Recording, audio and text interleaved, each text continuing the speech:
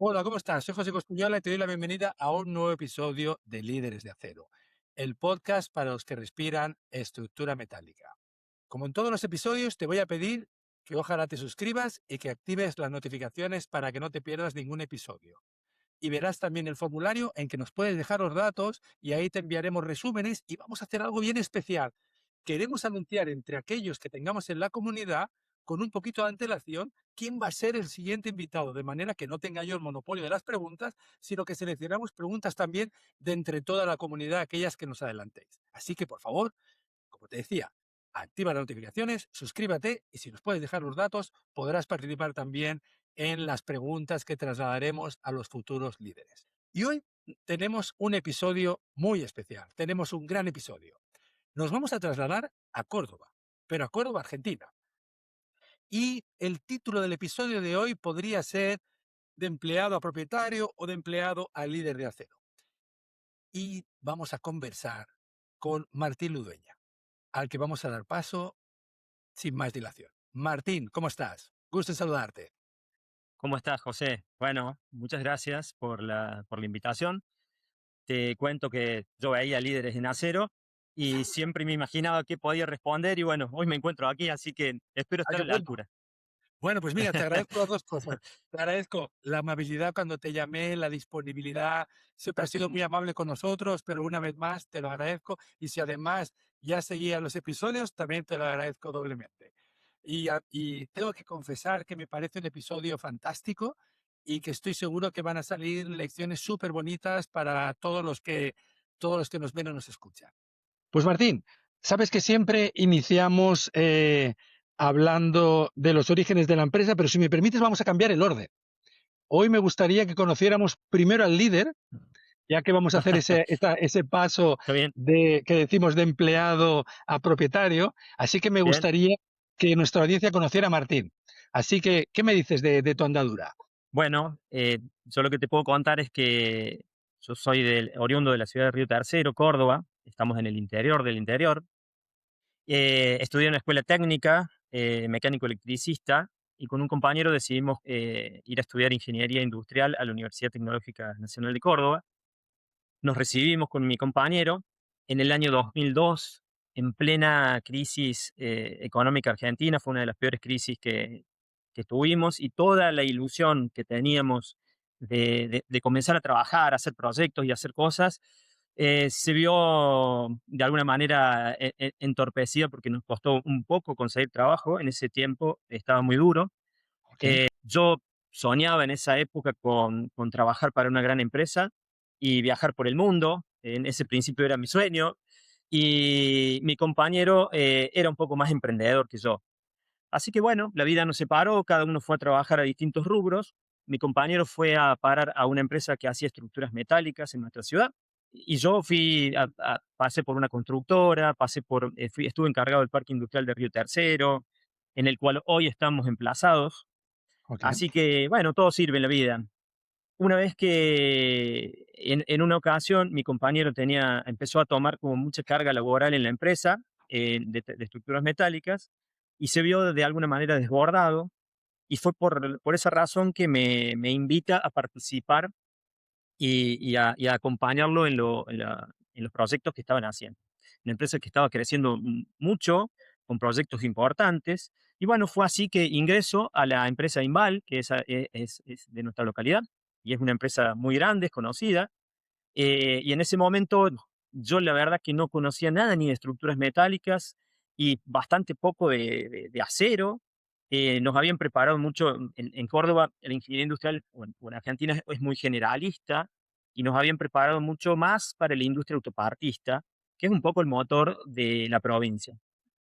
Así que tuve que empezar a conocer un rubro desde cero, y realmente me apasionó porque lo primero que tuve que hacer fue manejar y administrar un proyecto para una empresa que se llamaba Alstom, que era nuestro cliente, Ujú. que se llama Alstom, y nos había dado como 500, 600 toneladas de una calderería, y eran estructuras y caldererías para un filtro, un precipitador electrostático que iba a la Hilo Cooper Corporation de Perú, una minera. Entonces, yo no Oye, entendía pues, nada. para debutar, Martín, para debutar, así para ponerte, Tremendo, digamos, no es como tremendo, mal porque debut. Sí, sí, pero me animé y me fui haciendo y empecé a tener vínculos con la ingeniería que venía de Finlandia. Y yo hacía los reemplazos de perfiles por los perfiles nacionales, ellos tenían toda una ingeniería muy europea, yo hacía reemplazos de perfiles, solicitaba los cambios, los cómputos de materiales, el procesamiento de la información para el taller. Entonces ya me iba involucrando en las diferentes áreas del proyecto. Entonces, a pesar de que desconocía el rubro, me manejaba mucho con la gente del taller, era muy inquieto, le preguntaba, aprendía, y con toda la humildad del mundo, de ellos absorbí un montón de información y no solamente con lo que era la fabricación en sí, sino con la calidad, los procesos de fabricación, con su documentación, y incluía también la logística y hacer la logística y la exportación a Perú. Claro. Entonces, fue como muy transversal todo. Ujú, Fui animándome a ello, me dieron muchísimo lugar, por supuesto ujú, que preguntaba y avanzaba con un grupo de gente, ujú. pero ahí fue donde conozco la estructura metálica y bueno, y me enamoré de eso.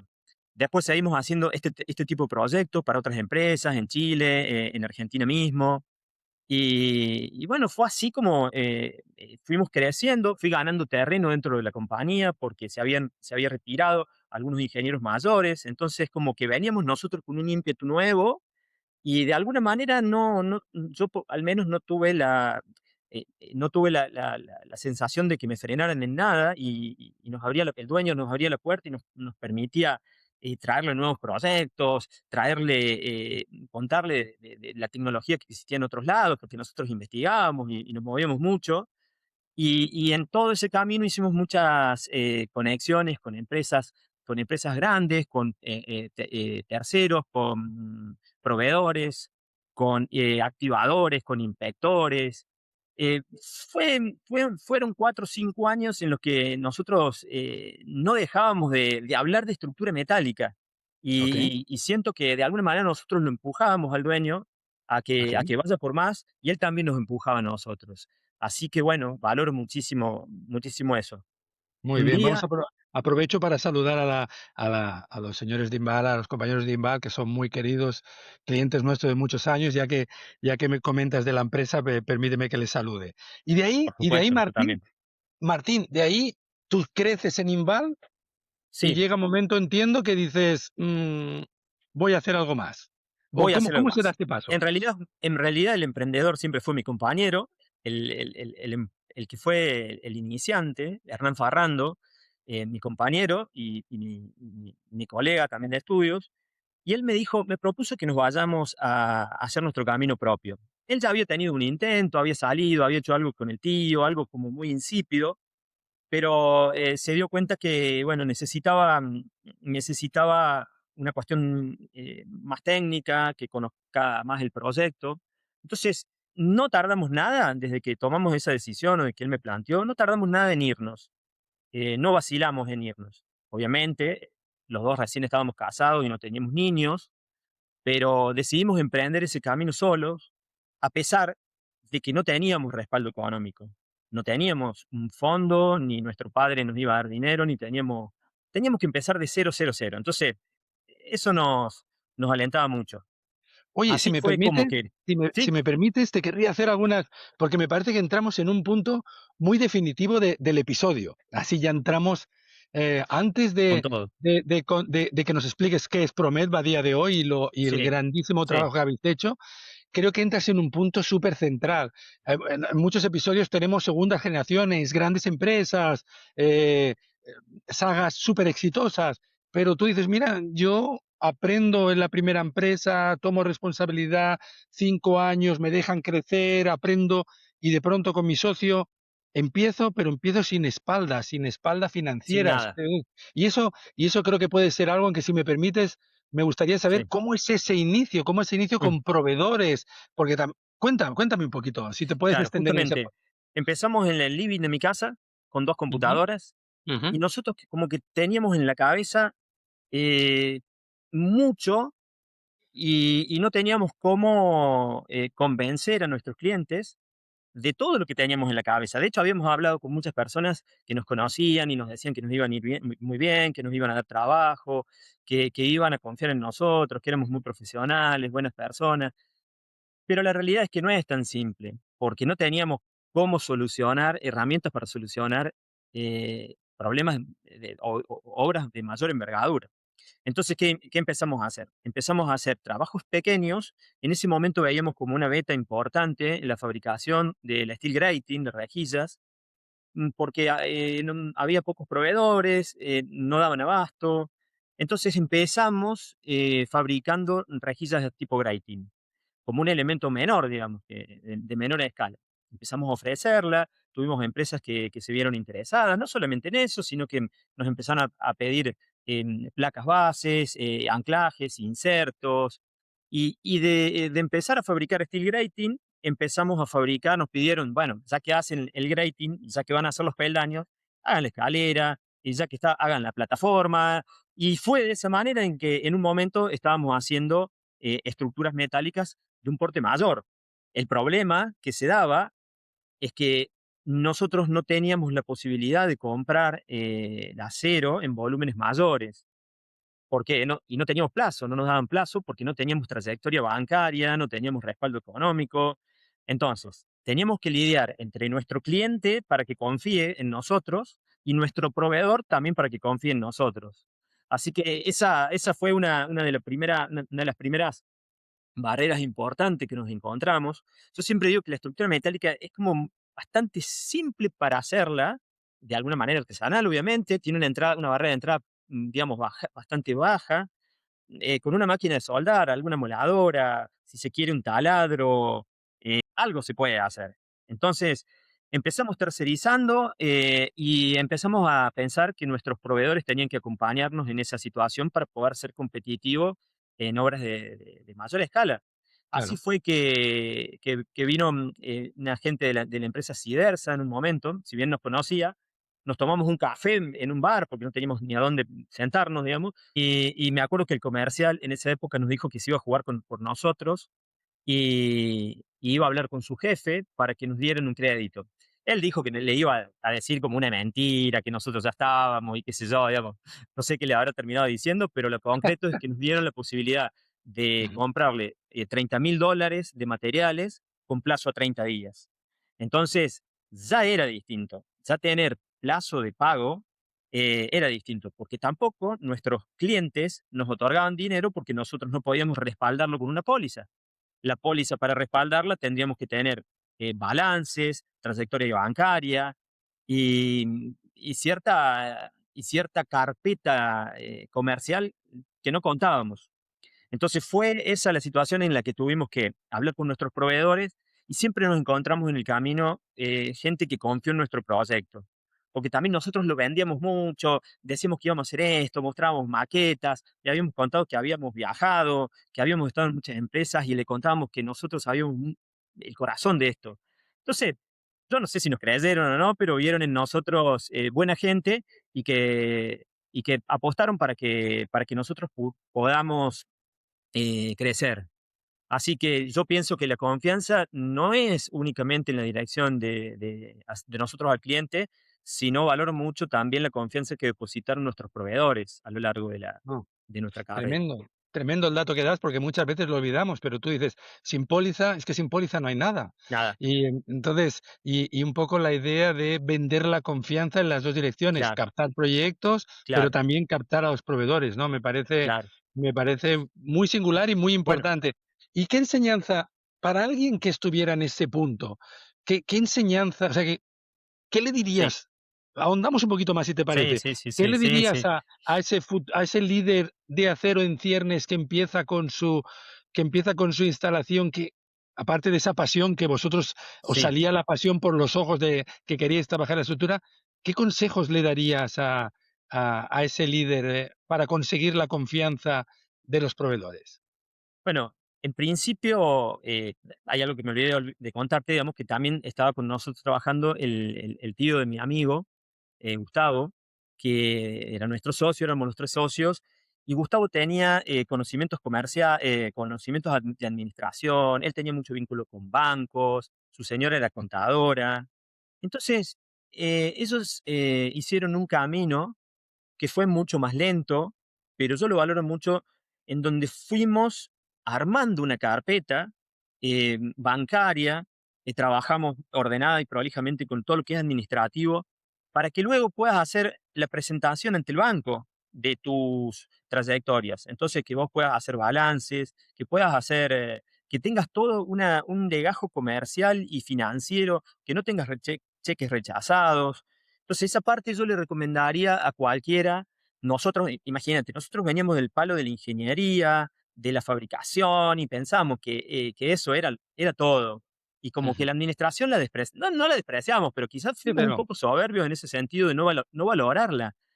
Cuando empezamos a ver todo esto, entendimos que todas las áreas de una empresa son importantes y hacer bien los deberes a lo largo del tiempo es fundamental para tener una empresa sostenible en el tiempo, creíble y que ganemos confianza, porque de vuelta tenemos que ganar confianza con los bancos. O sea, ujú, ujú. se trata de ganar confianza con todos los actores Sí, sí, sí. que tenemos en nuestro rubro. Así que yo le diría que hagan, como un consejo, que hagan ese camino, lo valoren, lo hagan bien y lo respeten Qué a bueno, qué todo lo que es bueno. legal y administrativo. Qué bueno, porque a veces tenemos más tendencia los ingenieros a pensar en la solución constructiva, en la ingeniería, en la parte que más nos apasiona y dejamos un poquito de lado quizá la parte más financiera, más Sí, administrativa y prepararse desde el primer momento y tener a alguien en la organización que lo tenga como una parte central y que nos ordene. En ese sentido me parece un tremendo dato, Martín. sí, Sub- tengo muchos consejos para darle a algún emprendedor, Muy pero bien, bueno, y los vamos, iremos vamos, dando, los iremos diciendo vamos, a vamos, medida vamos. que me acuerde. Mira, ahora que tenemos ya el contexto, también querría que nos explicaras, vamos a hacer como un salto grande, ¿qué es Prometba hoy?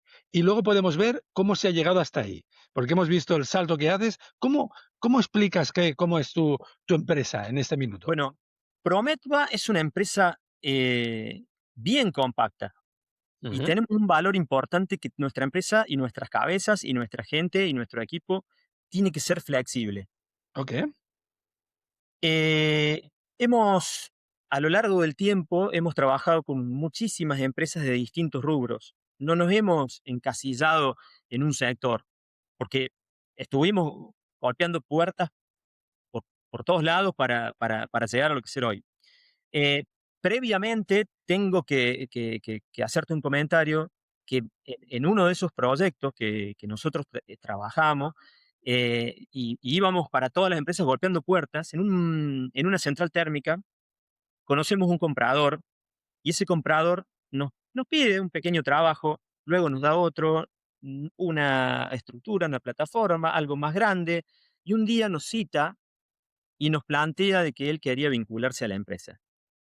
Nos habían contado que él era una persona que tenía una vinculación importante con un grupo, una constructora que estaba haciendo muchas centrales termoeléctricas, estaba haciendo líneas de transmisión.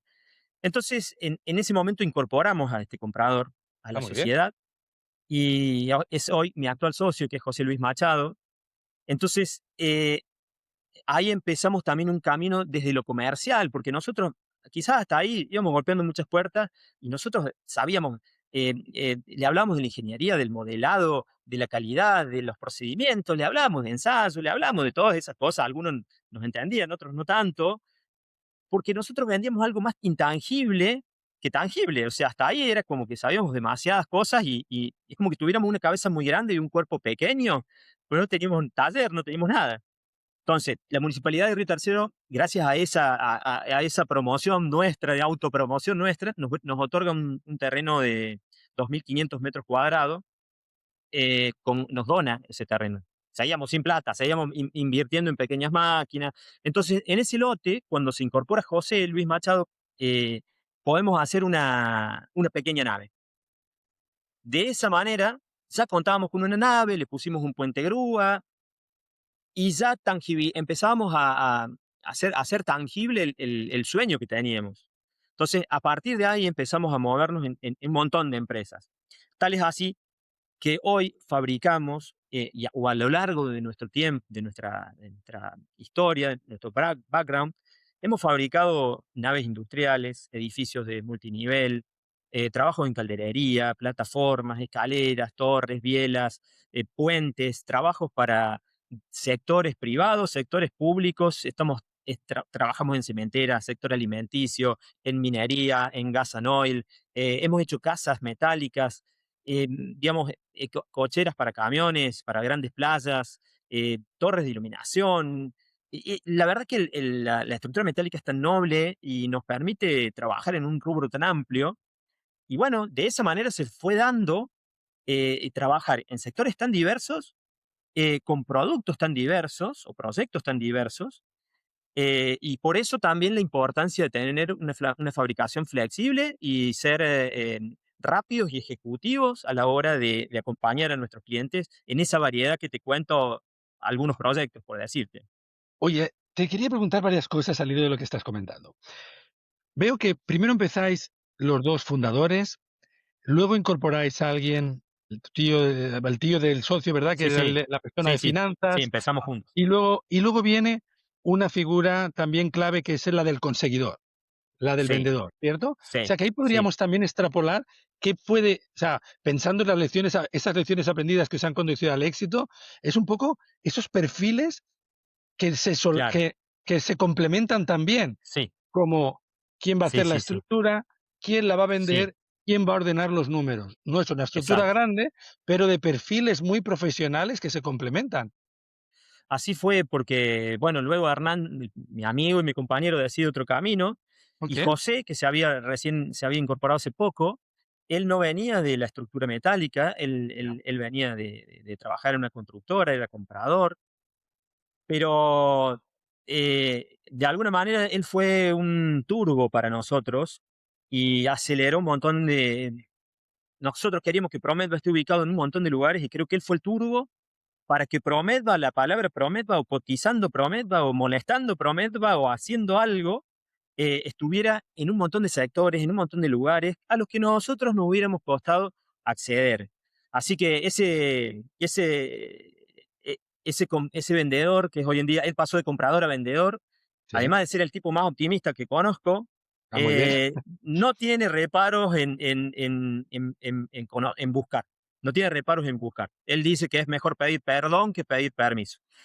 Así que eso nos ha llevado a estar en distintos rubros y nos llevó siempre también, porque también fue como una elección nuestra, a estar en proyectos donde el requerimiento técnico era más elevado. Entonces, siempre entramos en proyectos donde el requerimiento técnico era más elevado, quizás la escala que teníamos nosotros era menor, pero nosotros estábamos a la altura del gran contratista que podía ofrecer un producto igual que el nuestro a una escala mucho más grande, tanto el producto en sí como en todo lo que es documentacional. Nosotros podíamos hacer la ingeniería, la trazabilidad de los materiales, las calificaciones de los soldadores, los procedimientos, todo lo que tiene que ver con registros de mediciones, de pintura, de lo que sea. Nosotros lo hacíamos en una escala chica y quizás fuimos tomando trabajos de lo que las empresas grandes no querían hacer. Ellos querían hacer las grandes, la parte más grande. Y alguien tenía que hacerlo más chico. Así que eso también fue como un nicho nuestro que, bueno, que hasta el día de hoy también lo venimos haciendo. Fantástico. Oye, en esa parte que tú comentas de ser, pues en ese minuto más pequeñito, más ágil, pero poder dar servicios, ¿qué tanto se vende desde la tecnología? Porque quizá no tengas una infraestructura de máquinas, de metros cuadrados cubiertos, etcétera, pero tú puedes generar una maqueta 3D en la que le puedas explicar, o sea, Claro. ¿qué tanto cuenta la tecnología en esos primeros pasos? Yo creo que fue vital. Fue vital Ujú. porque nosotros no podíamos, como decías vos, no podíamos mostrar una máquina. Yo siempre digo, cuando una persona sabe estructura metálica, viene a tu galpón, mira para arriba, mira para los costados y muy rápidamente puede determinar qué tipos de proyectos podemos hacer y qué no. Entonces, todo lo que no teníamos desde el punto de vista tecnológico o de handling, de movimiento de materiales, de máquina, nosotros tratábamos de suplementarlo con el modelado 3D. Entonces las maquetas, presentábamos maquetas de modelado 3D, Tecla, y la verdad que encontramos muchas empresas grandes que ni siquiera sabían de lo que era el Tecla. Y nosotros que éramos chiquititos, llevábamos el Tecla a todos lados. Digamos, mostramos la maqueta, lo que podíamos hacer, lo compartíamos, y aparte que entendemos que esa herramienta evita, además de que evita muchos errores, es mucho más rápida. El listado, nosotros les mostramos los listados, todo el potencial que tiene la tecnología esa. Y siempre eso nos abrió la puerta, nos abrió la puerta para cotizar. Así que yo pienso que eso es vital desde el punto de vista, eh, ¿cómo se dice?, comercial en ese momento. Luego vendrían otras herramientas de digitalización, obviamente, como la Strumis, pero que ni hablar de la herramienta que es. Lo que sí nos llamaba la atención que las empresas grandes en ese momento es como que no lo entendían, no sé, digamos, como no muchos lo trabajaban. Se ajustaba mucho en obra, que nosotros éramos como que profesábamos mucho que la estructura metálica tenía que ser abulonada, tenía que ser toda confeccionada en taller, y que soldar en la obra no era bueno por un montón de razones. Y en esa época yo veía que se ajustaba mucho en la obra, se dejaban pedazos de perfiles para cortar y ajustar en obra, y eso por falta de ingeniería, por falta de un modelado, por falta de un trabajo de ese tipo. Entonces, ahí es donde hacemos mucha fuerza nosotros. Muy bien. Oye, esa empresa que tienes a José Luis, me decías, ¿verdad? La persona Sí, que, a hoy ese es mi actual socio. conseguidor, ¿eh? Tu socio, de ese Sí. conseguidor que en algún momento él te trae obras, te consigue obras que vosotros digáis, "Puf, ¿y esto? ¿Y esto cómo lo vamos a hacer ahora?" Sí, sí, sí. Sí, la verdad que sí, porque, empezamos a trabajar en otra liga, empezamos a jugar otra liga.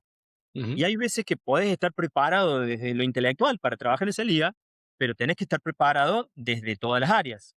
ujú, Tanto tu equipo como tu taller y tu montaje. Y bueno, tal es así que nuestro primer proyecto importante, allá por el 2008, nosotros estábamos trabajando en lo que se llama la gobernación, o sea, los edificios gubernamentales de la provincia de Córdoba. Y al frente estaban haciendo una terminal. Entonces estábamos trabajando en esas obras con trabajos más chicos, digamos. En una ocasión, nos llega para una constructora que estaba haciendo toda la obra, la, la posibilidad de cotizar 120 toneladas de estructura electrosoldada para un edificio de 11 pisos, y habían determinado que la superestructura esa, en lugar de hacerla de hormigón, la iban a hacer de acero. El hecho era que tenía 50 un electrosoldado de 50 milímetros de ala y 40 prácticamente eran 38 milímetros de alma. ujú. Soldar eso, para el que está en la industria, sabe que tiene muchas consideraciones. La cuestión era que nosotros no teníamos más que un puente grúa.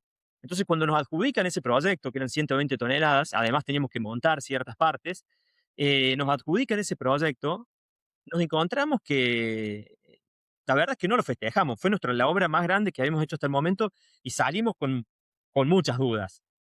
Pero, pero rápidamente, porque además había sido reñida la compulsa de precios, pero rápidamente nos pusimos en manos a la obra, y recuerdo que en ese momento diseñamos no teníamos pantógrafo, entonces diseñamos un pórtico de corte para cortar chapa de 2 pulgadas, un pórtico que cortaba tiras de chapa, cortaba las lonjas para la confección del electrosoldado. Y tuvimos que adquirir también, a la marcha, un equipo de arco sumergido. Ujú, Entonces, tuvimos que aprender a soldar. La viga esa tenía un procedimiento que se soldaba en un sentido, se giraba, se soldaba en otro, y se la iba acordonando para que la deformación y además la obra cumpliera con las tolerancias que tenía, porque eran muy exigentes. Así que de pronto estábamos haciendo un proyecto de gran envergadura, de un tonelaje mucho más alto del que podíamos manejar, y con toda esa perfilería que tuvimos que hacer, ensayos, calificaciones, todo sobre la marcha, no es que no contábamos con expertise hasta ese momento.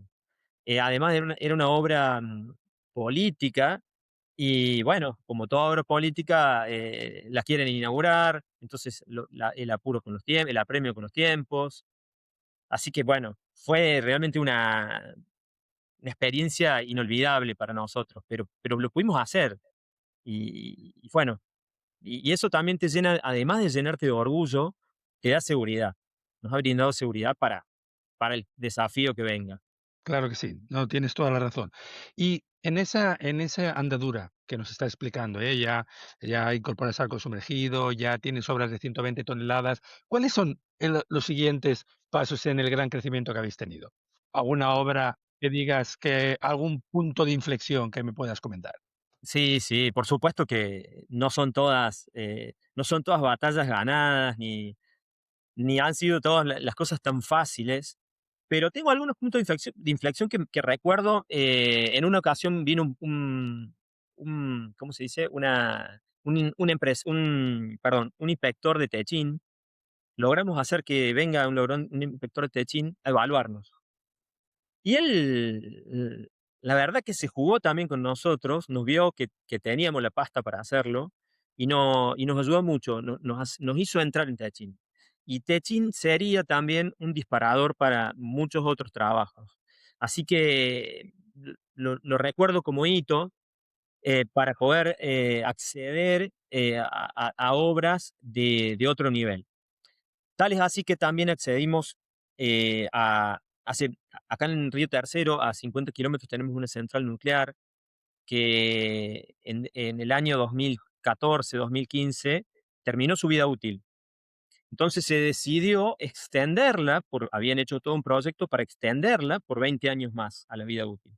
Para eso hicieron una gran parada de 3, 4 años y hubo un sinnúmero bueno, de actividades de estructura metálica en las que participamos. Pero llegamos a participar en una que fue una obra que nos dejó muchas enseñanzas y para nosotros no fue la obra más feliz, pero nos ¿Ya? dejó muchos aprendizajes. Ujú. Eh, eh, era una estructura metálica era una nave que debía albergar los generadores de emergencia por si el sistema de seguridad de la central nuclear fallaba.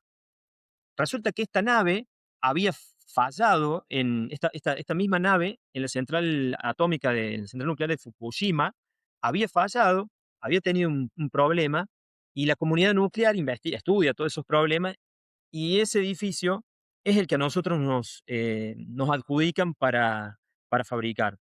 Para darte una idea, el edificio tenía 500 metros cuadrados y en esos 500 metros cuadrados tenía 200 toneladas. Era como si fuese un bloque macizo, prácticamente para tener en consideración son 400 kilos por metro cuadrado.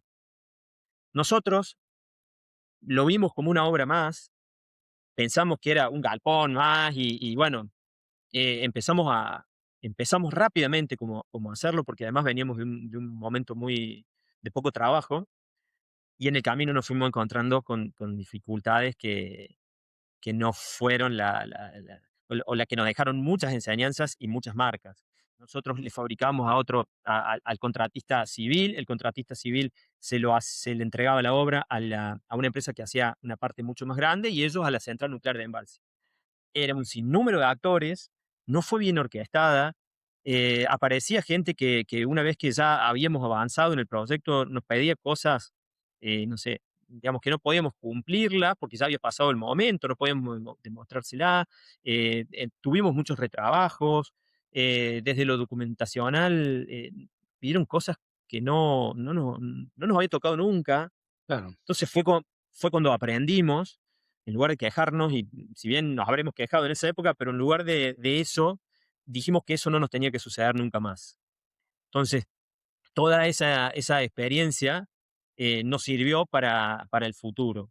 Entonces, atravesamos otras obras similares y ya no éramos los mismos. Habíamos salido otro equipo de trabajo de ese tipo de proyectos. Así que si bien económicamente debe haber sido una de las peores cosas que nos ha pasado, si lo miramos a largo plazo fue de alguna manera una gran enseñanza. Muy bien, parte del crecimiento también, ¿eh? No, Sí, no fue rentable, pero tuvo muchísimos aprendizajes. Oye, exacto. durante todo este camino, lógicamente, os vais haciendo más grandes, pero también las obras, a veces, como comentas, tienen más riesgo, etcétera. Muchas veces la obra se sabe si muchas veces ocurre, desgraciadamente, que en algunas ocasiones se sabe si se gana o se pierde cuando ya está muy avanzada, ¿eh? Sí, Incluso a veces incluso se puede estar jugando el partido en el montaje. sí, sí, Eh, sí. en ¿cómo ¿Cómo ha sido ese control económico que habéis, ido haciendo en los avances de las obras porque claro, no es lo mismo tener muchísima espalda que no tener tanta? ¿Qué me cuentas en cuanto a lo que ha sido los riesgos que ha tenido, el ver si las obras son rentables o menos rentables? ¿Cómo has ejercido ese control? Bueno, yo en principio siempre veía en otras empresas que era como toda una maraña de entraba y salía plata y como que no se sabía bien la empresa si ganaba o no ganaba. Entonces, en el caso nuestro, como que era de vital importancia el manejo del cash flow, tuvimos que seguirlo de cerca. Lo que nosotros determinamos, presupuestábamos como real Sí, versus sí, presupuestado, claro. para nosotros es de vital importancia ir haciéndolo sobre la marcha. Nos pasó en épocas de crisis que la contadora nos decía, llegamos hasta el jueves digamos, con el dinero. Entonces teníamos que buscar otra obra, pechar a algún comprador, a algún activador que nos pague en el anterior. Entonces, vivimos con un estrés muy grande con el cash flow por esa situación. Entonces, empezamos a trabajar y también a asumir, salir un poco de la parte técnica o de tanto de lo comercial y nos metimos más en lo que es administrativo, en lo que es el enfoque financiero. En Argentina el enfoque financiero como que tiene un peso mucho más alto. Cuando Sí, vos tenés tasas de inflación tan elevadas, hay momentos que inclusive que hasta no es conveniente fabricar nada. Es conveniente, no sé, tener la plata en el banco. Nos ha pasado muchas veces. Nosotros somos industriales y no podemos hacer eso. Pero nos ha obligado a que tengamos un manejo de cerquita de lo que es la cuestión financiera. Así que bueno, eso es lo que yo veo muchas veces que Argentina, yo pienso que es distinto en ese sentido.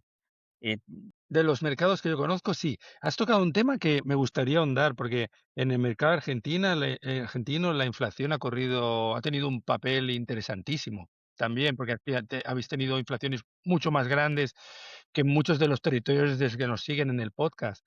¿Cómo, cómo te afecta la parte de la inflación en la parte de tu negocio? bueno, la inflación en principio no solamente afecta a nuestro negocio, sino que fundamentalmente afecta a la gente más pobre. Entonces, si bien nos afecta mucho en el negocio, también afecta mucho la situación de nuestros empleados, la situación de cualquier trabajador en Argentina. Y muchas veces es como que la empresa de alguna manera tiene que hasta ayudar a resolver esa situación inflacionaria en el empleado. Entonces genera una cantidad de distorsiones impresionantes la inflación, la devaluación. ¿Qué pasa? Argentina durante muchos años tuvo mucha inflación debido a que hay siempre como que un déficit fiscal, digamos que Ujú. ese déficit generó que se imprima más billete. Esa impresión de más billete genera más inflación y eso genera más pobreza. ¿Cómo se traduce eso en una empresa? En que los precios viven aumentando, muchas empresas aumentan el precio por las dudas que llegue a aumentar. Entonces, entre todos vamos generando una inflación que en un momento es una pelota imparable y además no tenemos precios relativos. Entonces, lo que mi proyecto puede ser económicamente rentable hoy o en el inicio, es posible que al final del proyecto no. Entonces, mm, el aumento de precios es como permanente. ¿Qué pasa? No podemos tener precios relativos. Como es tan dinámico ese cambio, Ujú, alguna ujú. empresa puede cobrar, no sé, determinado precio, otra la otra, y depende en qué momento veas el precio, es competitivo o no. Así que bueno, hoy en día que hay una baja en esa inflación, o una desaceleración en esa inflación, yo creo que nos encontramos en una situación que para nosotros ya habíamos naturalizado, en donde escondíamos nuestras inoperancias, nuestras ineficiencias en esa inflación. Hoy en día Las empresas tienen que ser mucho más finitas en los números, tienen que trabajar mucho más su proceso, tienen que conocer muy bien lo que pasa y empezar a recortar las operaciones y los procesos que no agreguen valor. Así que la inflación no es buena, no ha sido buena. Ujú. Mira, me recuerda al episodio uno y aprovecho para saludar a Gonzalo Chugarri, que fue nuestro primer invitado, de Diana, su esposa, que estuve conversando con él esta semana. Y recuerdo en aquel episodio que Gonzalo nos decía exactamente eso, que la inflación hacía que cuando la inflación dejaba de ser tan importante, hacía que, claro, el control económico tuviera que ser aún mayor, porque no podías compensar una ineficiencia con un aumento de precios. Y coincide perfectamente con lo que dices, Martín. Pero me ha llamado mucho la atención también el componente del equipo. Claro, yo te preguntaba por la empresa, has hecho muy bien no, no, pero esto le afecta también a mi gente. Entonces, ¿eso también te ha hecho fidelizar al equipo, el hecho de poder ayudar al equipo en momentos en que la inflación ¿cómo ha sido el ir creciendo con el equipo? ¿Tienes un equipo muy fiel? Me consta. ¿Cómo ha sido toda la gestión del equipo? Sí, nosotros tenemos un equipo muy fiel y ya con mucha experiencia, Ujú, aguerridos y se ponen ujú, todos la camiseta. Y ujú, la verdad que lo digo con total orgullo ujú, claro. y también lo digo con admiración, porque yo admiro mi equipo, admiro la gente que hace la ingeniería, admiro el que presupuesta, el que compra, la logística, te juro que los admiro, el Qué bueno. taller, admiro la gente que fabrica, porque yo a veces digo, ¿cómo hacen? Porque hay veces que tenemos piezas muy grandes, cómo las giran, cómo las mueven, cómo se dieron maña para hacer eso. Y al fin y al cabo uno dice, wow, entre todos logramos esto. Eh, la idea siempre fue, en los altibajos que tiene en nuestro rubro, como hacemos cosas a medida, nosotros fabricamos proyectos a medida, y eso está bueno porque siempre vamos cambiando y nos mantiene como siempre, con el ingenio de lo nuevo. No nos cansa. Ujú, Y a veces ujú, hasta naturalizamos que tengamos que hacer la ingeniería de nuevo, las planillas de nuevo, que tengamos que hacer todo de cero. Yo muchas veces se lo cuento a gente que tiene un producto seriado y no lo puede entender, porque ellos lo hicieron una vez y quedó y ahí lo van optimizando. Entonces, a la hora de que nosotros tenemos mucho trabajo, la idea nuestra no es tomar más gente o tomar moderadamente más gente, porque sabemos que cuando baje en ese valle, vamos a tener que despedir mucha gente. Entonces, la idea nuestra siempre fue ser un equipo sólido, flexible, que de alguna manera amortigüe los picos y los valles, amortiguándolos de cómo hacemos, digamos, tercerizamos trabajos, cuando hay mucho trabajo, tercerizamos con colegas que pueden ser del rubro o no, pueden ser metalúrgicos, en donde nosotros los acompañamos con nuestras ingenierías, los sumamos a nuestro proyecto. En ese momento, ellos son parte de Prometo. ujú, Así que ujú. de esa manera, cuando no tenemos trabajo, tratamos de mantener a nuestra gente. Y además, porque no podemos tener gente con miedo que baja el trabajo, que estén mirando si entran camiones de acero o no y tengan miedo de que los vamos a echar o no. Entonces, la filosofía nuestra siempre fue, seamos un equipo compacto, nos mantengamos y bueno, hay veces que necesitamos que ese equipo dé un poco más, pero supera todo lo que yo me podía haber imaginado. Y algo que me parece importante, además de que ellos todos tienen pasión por la estructura metálica, eh, siempre seleccionamos la gente con la que nos gusta estar. Yo, digamos, tengo mis empleados, me gusta, compartir tiempo con ellos y compartir tiempo, tanto de lo que hace la empresa como cualquier otra cosa, pero me parece importante, porque nos ha pasado muchas veces que me pasó, por ejemplo, un pintor que era una persona sumamente capaz y seguramente nos podría haber venido muy bien. Cuando se lo planteé al jefe de taller, él me dijo que no iba a funcionar con el grupo.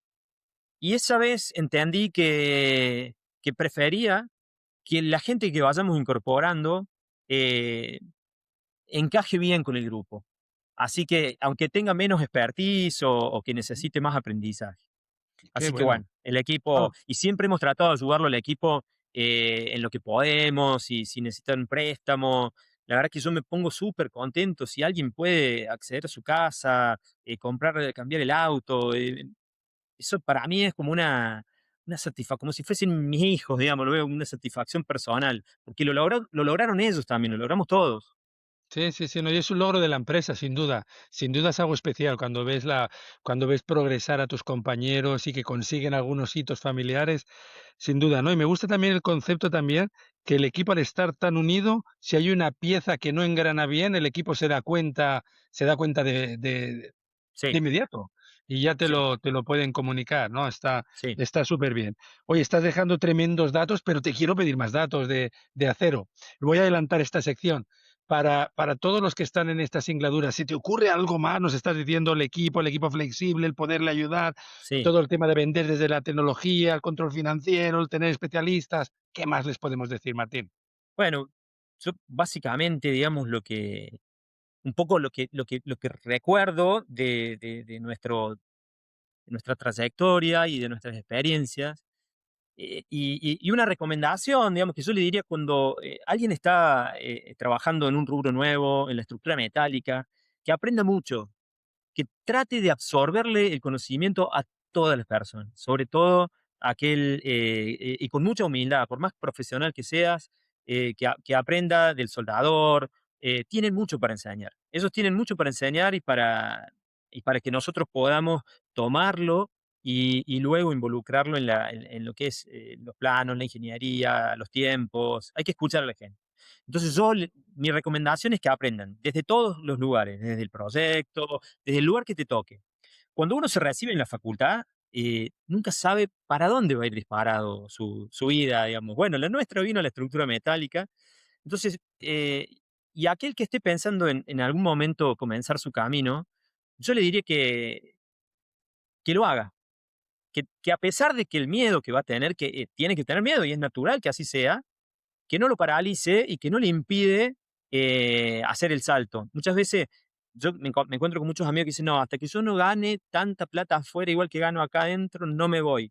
Yo recuerdo que cuando nosotros nos fuimos de Inval, ganábamos, por ponerte un número, 5.000 y nos fuimos a ganar cero, nos fuimos cero, cero, 1.000, 1.000. Y así fue, digamos, como que, bueno, fue un camino mucho más lento. Pero si nos hubiéramos quedado esperando ganar lo mismo, no lo hubiéramos hecho nunca. Y yo veo que muchos emprendedores no se atreven porque piensan en la plata. Sí, y a veces Ay, hay también lo que llaman parálisis por análisis, ¿no? Que sí, sí, te lo sí, ni piensas hablar, ni tanto, hablar, ni hablar, que, ni hablar. ¿verdad? Que al final no tiras para adelante. Yo siempre veo que la gente más especializada, más formada, más profesionales, son los que menos se animan, porque piensan tantas variables. Y veo muchos que a lo mejor se animaron, no se pusieron a pensar en todo lo que podría pasar, y en un momento se encuentran con la problemática y ya en ese momento van a ver cómo la solucionan, digamos. Entonces, eh, pero bueno, también le diría que no dejen de reinvertir en la empresa cuando la empresa es un bebé. Cuando vos inicias, necesitas estar todo el tiempo con la empresa. Necesitas darle mucha de tu atención, mucho de tu dinero. Necesitas que ese bebé empiece a crecer, que se fortalezca. Entonces, toda tu atención, los primeros tiempos, tiene que estar en la empresa. Entonces, hay que reinvertir para que ese bebé crezca, ya se consolide y después va a correr más fácil, pero al principio va a ser muy difícil. Y una recomendación mía que he visto como errores o lo que yo asumo como un error, es que en muchas empresas o muchos empresarios, antes de, antes de pensar en invertir en su empresa, pensaron en Mm, sí mismos. ujú. Entonces, he visto muchas veces que empiezan y compran, no sé, una moto, no sé, lo que quisieron siempre, y su taller tiene gente moviendo materiales con su físico, con todo lo que implica. Entonces, nosotros en Promedua tenemos la filosofía de que la empresa tiene que ser rica y el empresario tiene que ser más pobre, digamos. Así que, bueno, esos consejos le daría yo a alguien que desee Ah, emprender.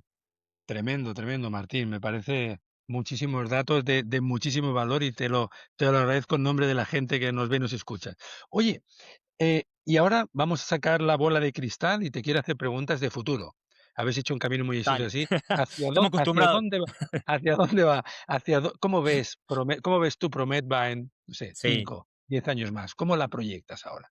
Bueno, Yo creo que imagino un Promed mucho más tecnologizado, con más tecnología, si bien ya contábamos con tecnología de control numérico para cortes de placas, de perforación de perfiles, contamos con un tallercito lindo, pero necesitamos que siga siendo flexible. No pasa por nuestra intención que seamos una empresa muy grande. Tenemos que ser una empresa muy sólida, flexible y poder absorber los distintos vaivenes de la economía. Me imagino que hace poco, bueno, llevamos un poco menos de un año con la implementación de Strumis, entonces tenemos que consolidar todavía ese proceso de digitalización para que en algún futuro toda esa información que estamos recopilando eh, la podamos materializar y podamos determinar por cada obra, por cada tipología o familia de productos, piezas que hemos hecho, toda la información que vamos a tener. Creo que la visita de la IA en la estructura metálica recién entra y tiene mucho por hacerse. Me imagino que podemos estar trabajando con realidad mixta. He visto que llevan el BIM a la obra en escala 1 en 1 y bueno, me gustaría que podamos hacer eso.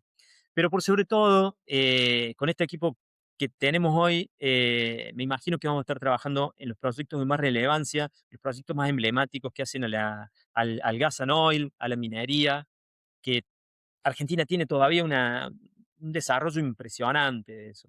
Entonces, mucho nos estamos preparando en eso, estamos trabajando, eh, visitamos clientes, ferias, misiones, vamos a donde tengamos que ir para seguir esto. Y algo más que también me quedé pensando que quiero que queremos, digamos, como necesitamos absorber el sub y baja de trabajo y no trabajo. Entonces, me imagino generando alianzas y tratando de hacer naves industriales y tratando de generar un proyecto de real estate que tenga que ver con naves industriales en parques industriales. Entonces, estamos trabajando con ese proyecto. Mira, me Un llama la poco es eso. atención. No, está súper bueno. Cuando hablas de flexibilidad, claro, me suena un poco, hay partes de, por ejemplo, en Europa más, los talleres son más especialistas de un producto, a veces más cosas, pero son más especialistas. Y hay países, por ejemplo, quizá, por poner un ejemplo, en Colombia, yo la primera vez que fui, los talleres me llamaban la atención lo versátiles que eran. Había clientes que hacían torres, pero también podían hacer otro tipo de estructuras muy diferentes. En España, el que hace torres, el que hace puentes, son más especialistas. Y tú hablas de esa flexibilidad. Entiendo que esa flexibilidad hace que a veces pueda ser un poquito menos rentable que si te especializas en un producto. ¿Está Sí, pensada en mitigar un poco los vaivenes, los sube-bajas, los dientes de sierra?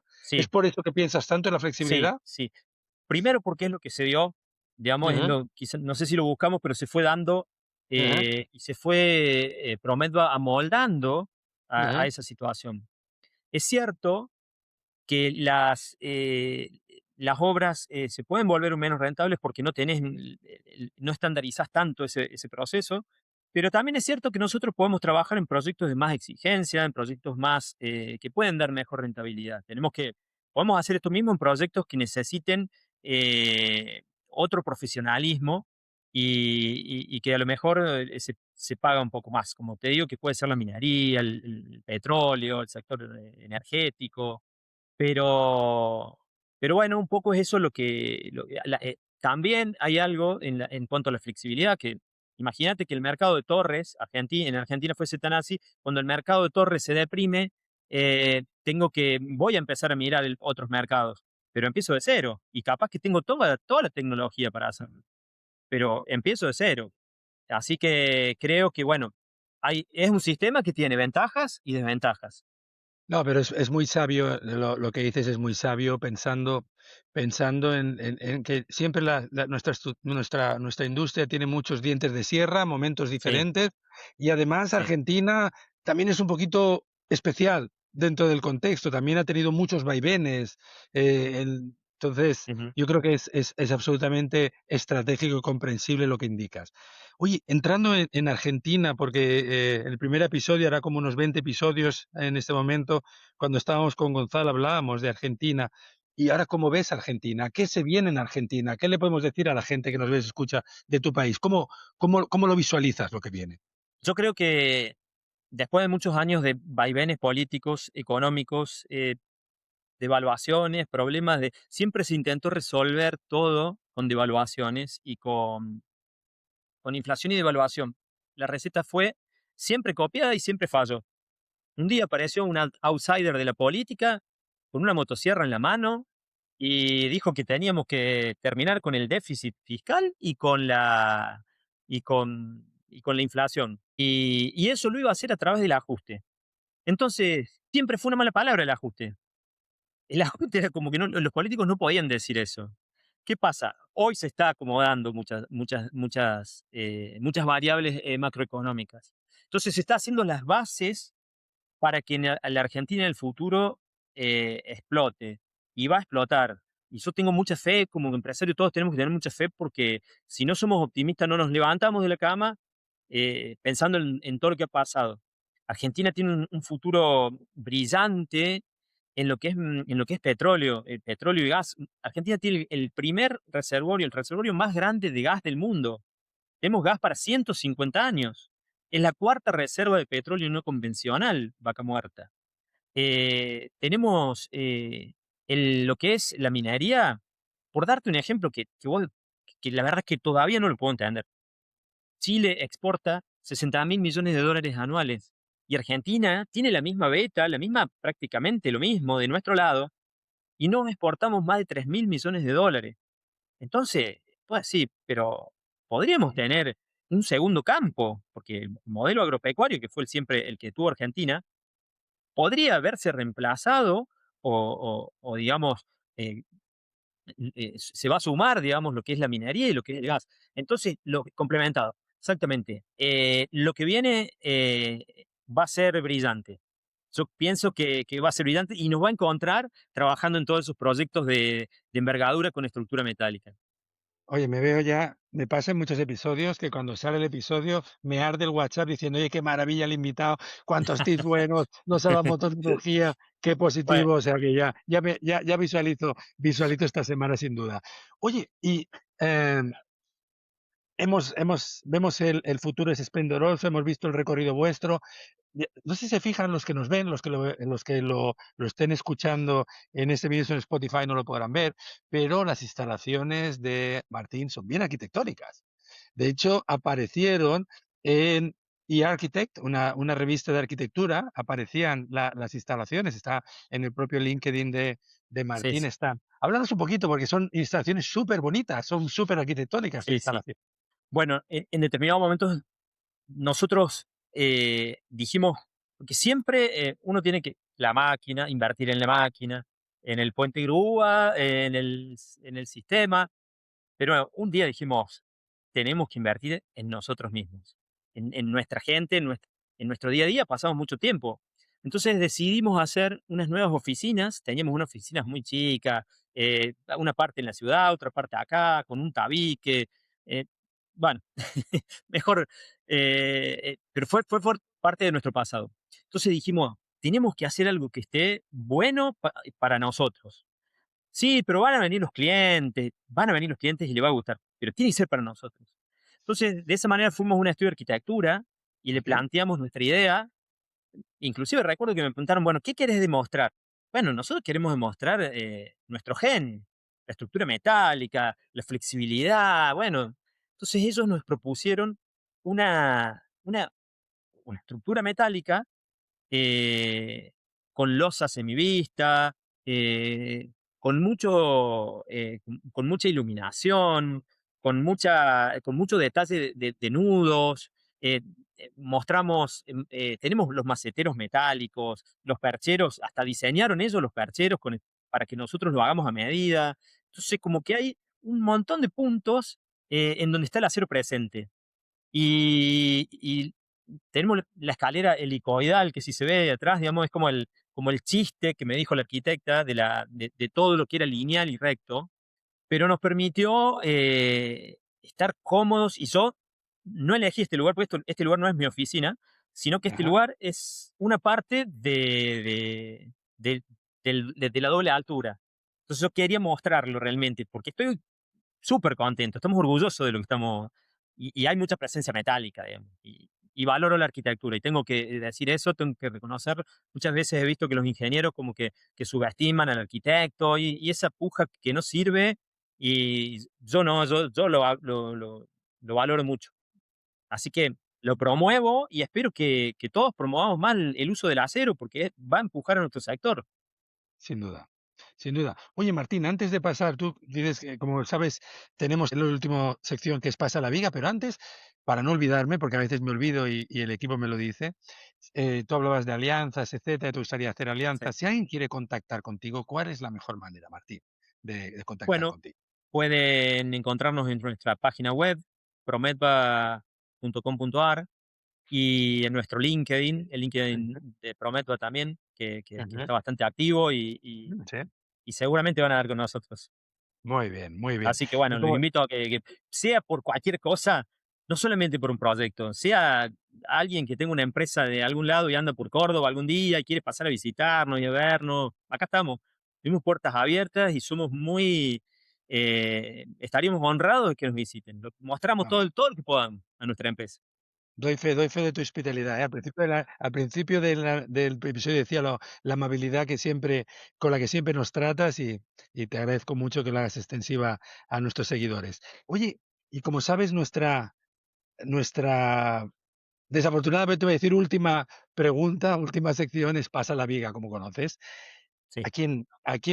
Martín, a quién traemos a líderes de Bueno, acero en nuestra comunidad? yo, yo estuve pensando, y a mí personalmente me gustaría conocer las historias o de gente que yo no conozco. Entonces no te voy a Okey. decir de gente que lo conozco ocasionalmente, he estado, Ujú. y tengo dos personas que me parecen que pueden brindarnos muchos datos de acero, muchas cosas interesantes.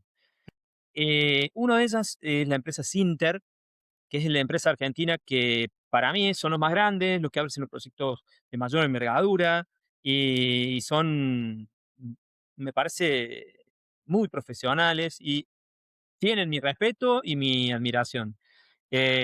Así que yo te propongo que los invites. Muy bien, muy bien. Eh, Me decías un segundo, me decías que tenías 2 sí, también el año pasado estuve en una charla que tenía que ver con el real estate. Y estuvo dando esa charla, Lucas Salvatore, de la empresa Idero. Y a mí me pareció súper interesante que ellos como que tomaron otro camino, si bien tienen una división de industrial, pero le están apostando a un camino que tiene que ver con la industrialización de viviendas. Y si bien eso es algo que muchas empresas de rubro metálico lo han querido hacer, yo creo que ellos están haciéndolo de una manera interesante, muy bien encaminados, y a mí me parece que todo lo que levante esa banda superior del acero, todo lo que levante, que haya más obras construidas en acero, yo las aplaudo, las valoro y por eso te sugiero a esta empresa que me gustaría conocerla más. sí, mira, ya conversé con Lucas, o sea, que me viene perfecto porque ya Oh, conversé con Lucas buenísimo. Salvatore Mira, y en realidad ellos desde lo que era Macromet de su papá a lo que claro, él ha hecho Didero, pero con esa idea de industrialización de la es vivienda, interesante. tenemos que traerlo. Ahora, estará en breve, estoy seguro porque es buen Bueno, amigo yo y lo voy a ver, lo voy a creo ver. muy bien, y creo que nos puede dar también creo que puede ser un episodio súper interesante con su visión. No, te Bueno, agradezco mucho. Pues vamos a trabajar en esos invitados que nos pides. Oye, Martín, ya muchas gracias otra vez. Ha sido un no, episodio a vos, delicioso, José. fantástico. Así que te quería agradecer una vez más Bueno, tu José, disponibilidad, tus tremendos datos. Hemos visto un ángulo no, que no habíamos recorrido, que era ese inicio, aunque tu claro. empresa ya está lejos de ese inicio, con todo el éxito que acumuláis, que os quiero felicitar de nuevo, pero yo creo que esos primeros pasos es algo que mucha gente que nos sigue va a valorar y todos tus tips y te los quería Bueno, agradecer. José. No, yo soy el que quiero agradecerte nuevamente la posibilidad de que nos permitas contar nuestra historia. He visto que al podcast lo está viendo mucha gente y bueno, eh, con total humildad, tener nuestro videíto al lado de los grandes que han pasado por tu podcast me llena de orgullo. Oye, Así que pues muchas gracias. Muchas gracias por tus palabras. Y bueno, así llegamos al final de este episodio de Líderes de Acero. Como siempre, quiero agradecer a mi equipo, a Salva y después a Ana y Nelson en la edición, a Salva en la producción por el excelentísimo trabajo que hacen todas las semanas. Y como siempre, os voy a pedir, os voy a recordar que ojalá os suscribáis, que ojalá activéis las notificaciones, que ojalá nos podáis dejar vuestros datos de manera que cada vez podamos interaccionar más en esta nuestra comunidad. Así que nada más, me despido y nos vemos la próxima semana en un nuevo episodio de Líderes de Acero. Hasta pronto.